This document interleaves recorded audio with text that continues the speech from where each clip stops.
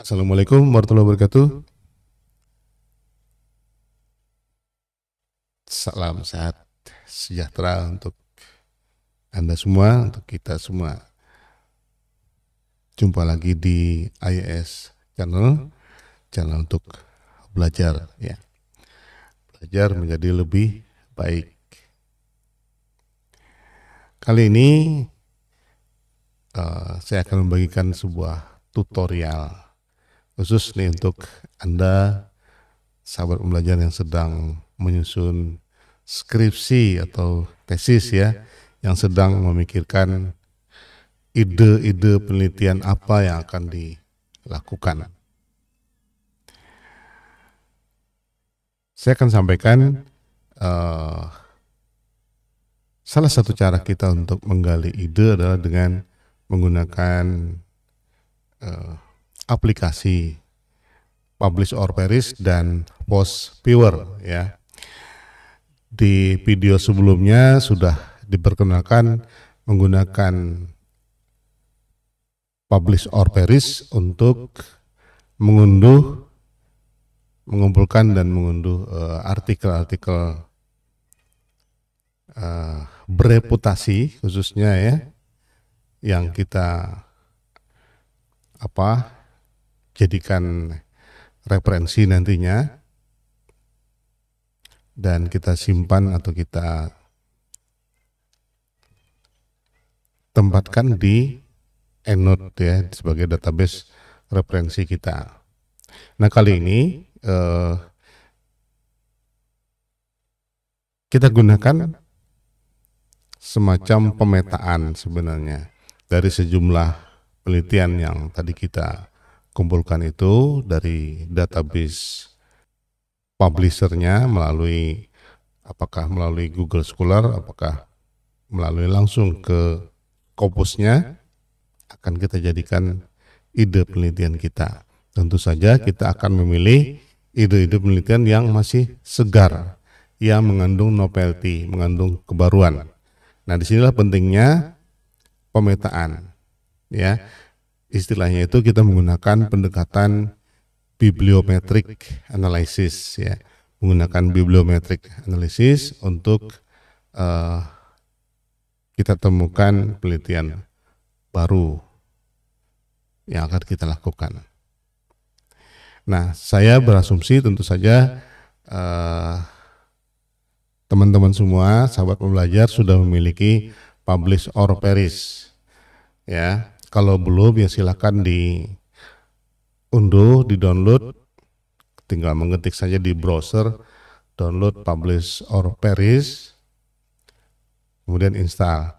Dan yang satunya lagi adalah Post Viewer.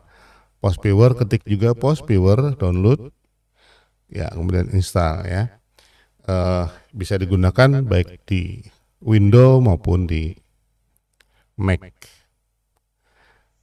Jadi saya berasumsi Anda sudah mengunduhnya kemudian menginstalnya. Jadi langsung kita praktekkan bagaimana melakukan bibliometric analysis itu untuk menemukan ide penelitian yang mengandung kebaruan. Kita langsung saja. Saya langsung buka Publish or Perish. Ini kebetulan tadi sudah dilakukan, kita ulang saja. Nah, ini halaman Publish or Perish. Misalnya kita mulai dari Google Scholar aja, ya. Ketik di sini, yang kita cari hanya bersumber dari jurnal, ya. Jurnal. Kemudian, nah, di tutorial yang lalu kita pendekatannya menggunakan kata kunci yang ada di judul. Nah, sekarang kita keywordnya, yang biasanya keyword itu mewakili variabel.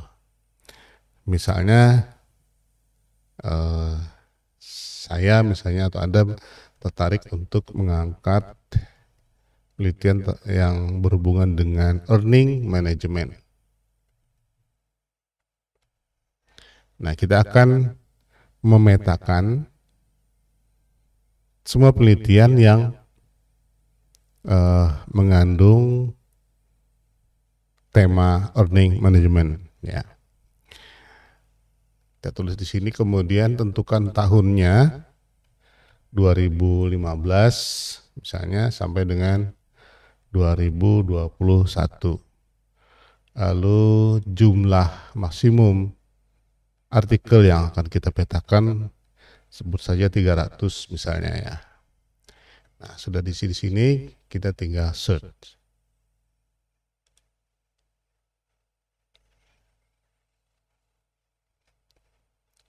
Ini Publish or Perish sedang mencarikan untuk kita penelitian-penelitian yang berisi term earning management.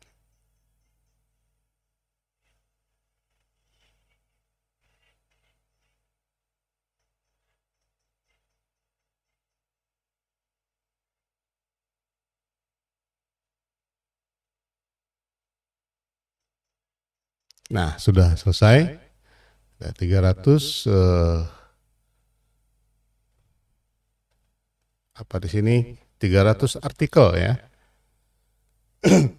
yang mengandung term atau variable earning management. Sekarang tinggal kita simpan, save result. Karena saya menggunakan EndNote, maka result as EndNote, ya. Kalau Anda yang menggunakan lainnya, silakan disesuaikan. Contohnya misalnya yang menggunakan Mendeley, silakan pilih RIS ini, ya, RIS. Nah, sekarang saya memilih EndNote.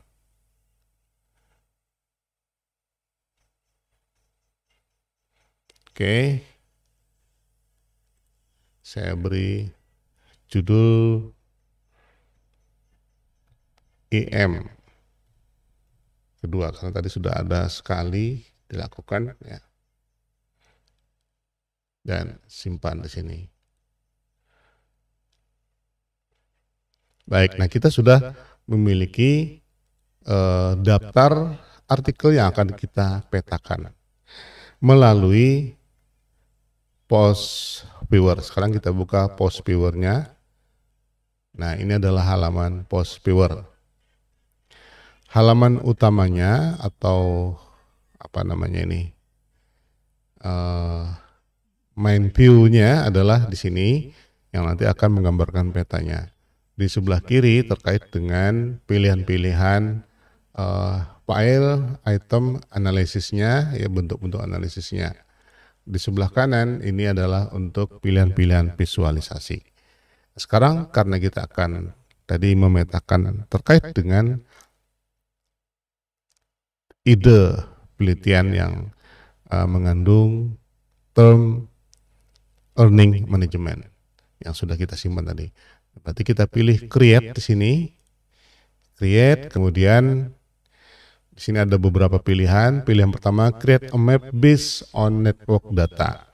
Kalau yang pertama ini, kalau kita sudah melakukan pemetaan sebelumnya, jadi tinggal membuat lagi analisis baru berdasarkan data sebelumnya. Nah, karena ini asumsinya kita belum melakukan itu, maka kita pilih yang nomor 2, yaitu create a map based on bibliographic data, ya. Atau bisa juga create a map based on next data. Kita milih create a map based on data di sini, karena kita akan memilih pemunculan term, ya, term yang kita pilih tadi yaitu earning management berdasarkan itu. Jadi pilih yang nomor 3, next. Nah, di sini ada beberapa pilihan lagi. Kita langsung pilih read data from reference manager karena kita menyimpannya dengan menggunakan aplikasi RMS EndNote, ya. Jadi EndNote. Next. Kita pilih EndNote. Pilih filenya IM yang tadi baru kita simpan. Sini. Kemudian next. Nah, di sini baru kita lihat field yang akan kita munculkan itu berdasarkan judul maupun abstraknya, atau abstrak saja yang muncul di dalam abstraknya. Nah, sebaiknya karena kita fokus kepada terms atau variabelnya yang pasti muncul di dalam abstrak, maka kita pilih abstraknya saja. Ini. Kemudian di sini ada pilihan, oke, kita mengabaikan ada struktur abstrak label karena biasanya abstrak label itu berbeda-beda. Kemudian copyright statement, nah, supaya tidak dimasukkan ya. Sekarang pilih next ya. Jadi kita fokus pada abstrak yang ada. Next.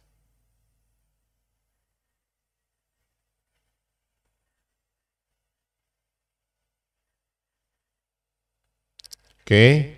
Di sini ada binary count. Ya, kita lihat dulu bedanya binary dengan pool apa. Nah, di sini pool counting means that all occurrence of a term in a document are counted. Binary counting means that only the present or absence of a term in document matter. Jadi kalau pool counting semuanya akan dimunculkan, sementara kalau yang binary hanya untuk yang ada atau tidak adanya saja. Jumlah pemunculan term itu dalam dokumen apa ini maksudnya? Tidak dihitung jumlahnya, tapi adalah fokus pada pemunculannya saja. Oke, nah kita langsung berarti pilihannya adalah pool counting. Ini kalau ada perubahan ya thesaurusnya, kita tidak perlu merubah ini. Next. Nah, minimum number of occurrence of term. Jadi maksudnya berapa kali term tadi earning management itu muncul dalam setiap dokumen. Ya kita misalnya pilih aja yang 3 ya, 3 kali. Kita lihat kalau 3 berarti ada 28 threshold. Kalau 4 coba sama.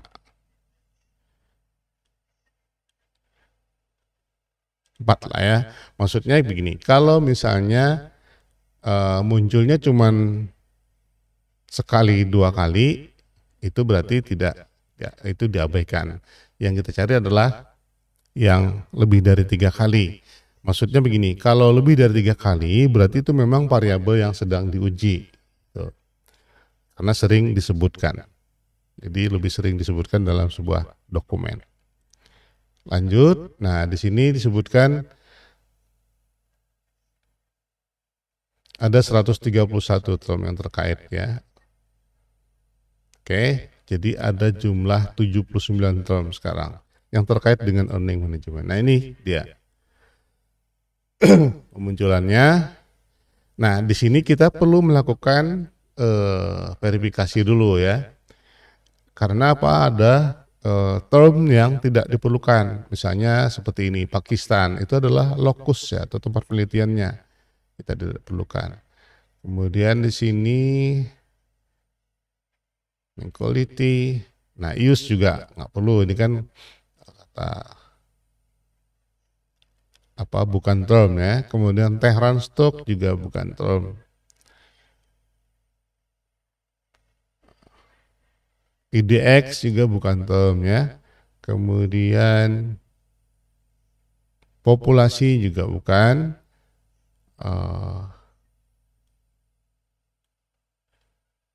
Time juga bukan. Case juga bukan. Indonesia Stock Exchange juga bukan. Stock Return, Audit Committee,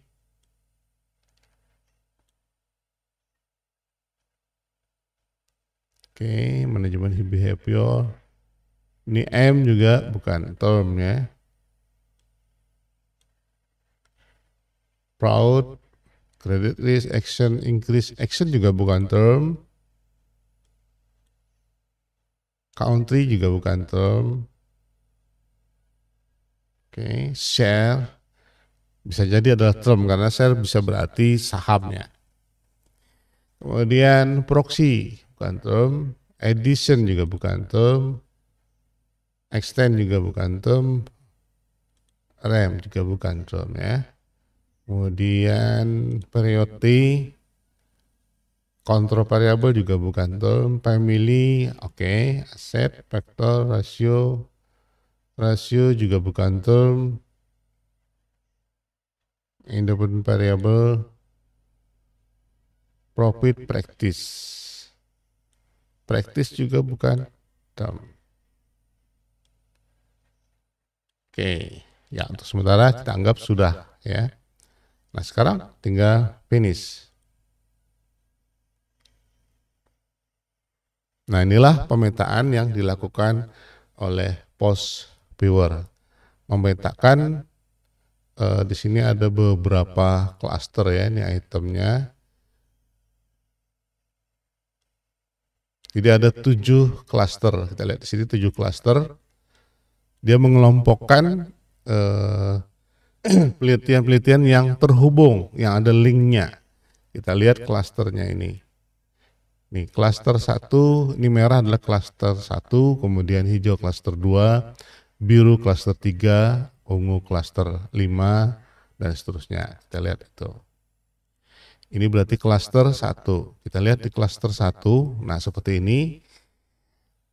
Ada audit komite. Ini jadi terlihatnya di sini.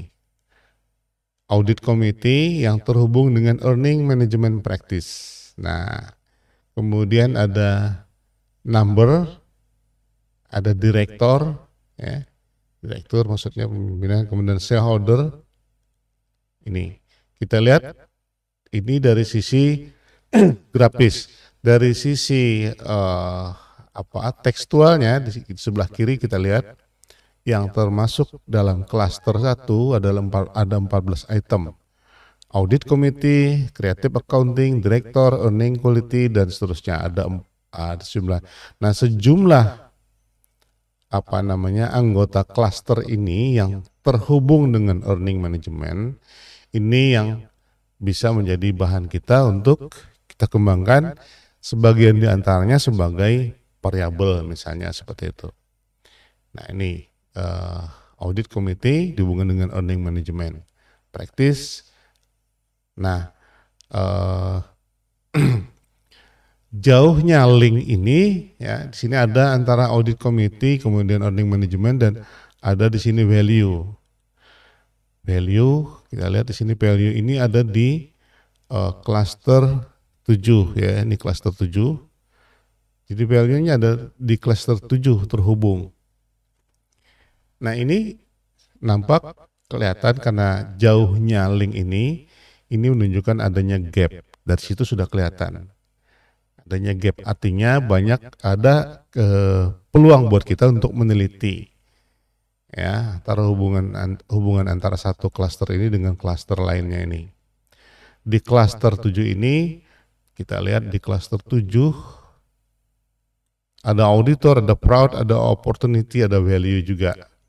Nah, mungkin tadi terhubung dengan audit committee terkait dengan value ya, ada value yang kemudian berhubungan dengan fraud ya, profitability, kemudian leverage, ini seperti ini. Nah, ini menggambarkan hubungan itu. Kita bisa perbesar skalanya. Ini. Maksudnya apa? Semakin besar bulat-bulatnya ini berarti semakin banyak yang sudah meneliti. Ini audit committee sudah banyak yang meneliti, ini juga meneliti banyak. Yang kurang adalah antara hubungan yang seperti ini. Ya, kita lihat dari linknya itu. Lalu kita bisa melihat berdasarkan overlay di sini. Kita lihat di sini. Kalau tadi berdasarkan dengan networknya, kita melihat overlay-nya. Nah, overlay ini menunjukkan terkait dengan waktu penelitiannya. Ini semakin ke kuning berarti semakin baru penelitian itu. di tahun 2018 ternyata di sini. Nah, ini leverage ya. Ini sudah kelihatan ada beberapa variabel yang diteliti di antara tahun 2018, dan ingat tadi kita mencarinya adalah 2000 sampai 2021. Sampai 2021. Jadi yang terekam di sini hanya sampai 2018 dan seterusnya, ada sebenarnya di sini lebih ya. 2018 sekian. Jadi tentu ada 2019 juga. Nah, cuma ini menunjukkan waktunya. Jadi ini relatif baru artikel-artikel yang membahas tentang leverage, value, terkait dengan profit dan sebagainya yang berhubungan dengan earning management itu relatif baru. Nah, semakin ke biru, contohnya di sini real earning management ya. Nah, tentang institutional investor, ada relation, ada real activity, ada credit risk dan sebagainya, itu sudah lama. Tetapi yang berhubungan dengan cash flow baru di 2018. Nah, disinilah hubungannya antara yang lama dengan yang baru. Jadi ada hubungan yang cukup panjang, tapi tidak terlalu dari garisnya tidak terlalu tebal ini. Ini hubungannya ini. Nah, ini menunjukkan adanya gap-gap penelitian yang bisa kita angkat menjadi alasan mengapa kita harus meneliti ini lagi, misalnya seperti itu. Ya, sehingga tidak mengulang-ulang penelitian yang sudah sering diangkat oleh penelitian-penelitian terdahulu. Jadi ada kebaruannya. Kemudian berdasarkan density visualisasinya. Ini semakin kabur term-term ini berarti semakin kurang diteliti. Misalnya contoh yang paling kabur adalah credit risk. Berarti credit risk bisanya dihubungi dengan real earning management. Ini menunjukkan adanya gap ya. Jadi masih baru nih terkait ini. Ada sudah beberapa penelitian tapi tidak terlalu banyak. Berbeda dengan yang sudah ini, kuningnya tajam banget. Value, leverage, ya kan. Ini discretionary accrual, karena ini biasanya untuk sebagai proxy dari adanya earning management ya. Nah, jadi kita bisa lihat di sini credit risk, opportunity, family. Nah, ada ROA juga. Ini ada beberapa variabel yang masih jarang diangkat dikaitkan dengan earning management. Ini berarti ada ide kita untuk melihat penelitian-penelitian terdahulu yang sudah mengangkat itu, di samping kalau misalnya penelitian terdahulu tidak ada, berarti kita mencari mungkin teori yang mendukungnya, hubungan antar beberapa variabel ini tadi. Ya, seperti itu ya. Jadi ini ada opportunity, ada family, ada credit risk, ada organization. Ini menunjukkan masih kabur ya, masih memungkinkan untuk diteliti kembali. Nah, ketika sudah seperti ini, misalnya kita melihat di sini networknya kembali ke sini. Nah, ternyata memang credit risk ini hubungannya dengan real earning management. Kemudian ini vektor apa? Ini terkait dengan cash flow, leverage. Jadi ada irisan-irisan yang menghubungkan antar term ini. Ya, hingga kita ketika mencari referensi yang relevan untuk menjadi ide baru penelitian kita sudah punya arahnya kemana. Ini hubungannya di sini, credit risk dan lainnya ya. Ini contohnya seperti ini juga. Ini termasuk di klaster 7 ya. Ini. Nah, kalau sudah begini, kita bisa menyimpan peta ini untuk kemudian nanti siapa tahu kita akan analisis lagi. Kita akan analisis lagi secara offline, cukup dengan melihat gambarnya. Jadi ini bisa kita simpan dalam bentuk gambar ya. Pilih file, kemudian save ini. Screenshot saja, di screenshot ya. Nah, kalau di screenshot, dia akan dalam bentuk PNG nantinya. Ini post viewer, kita beri nama post viewer learning management IM. Beri tanda 1 ya, karena mungkin akan melakukan lebih dari itu. Kita simpan. Nanti ada di sana ya, di file kita. Ini kita bisa simpan dalam bentuk file di sini ya, networknya. Nah, kita menyimpannya di mana? Di tempat ini juga, post viewer. Post view saja, post view learning management dalam bentuk text file. Ini nanti bisa kita lakukan analisis ulang untuk memanggil dengan kode ini. Sama ya, text post view kurung 2 ya.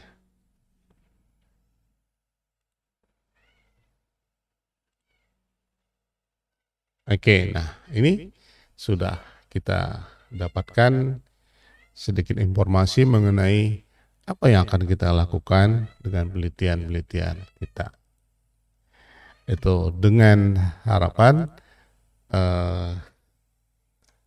memudahkan dalam pencarian ide-ide penelitian.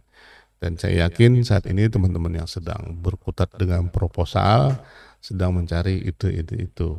Nah, gunakan publish or perish dan post viewer. Oke, mudah-mudahan ini bermanfaat. Sampai jumpa pada video berikutnya. Assalamualaikum warahmatullahi wabarakatuh. Keep learning, doing, and trying.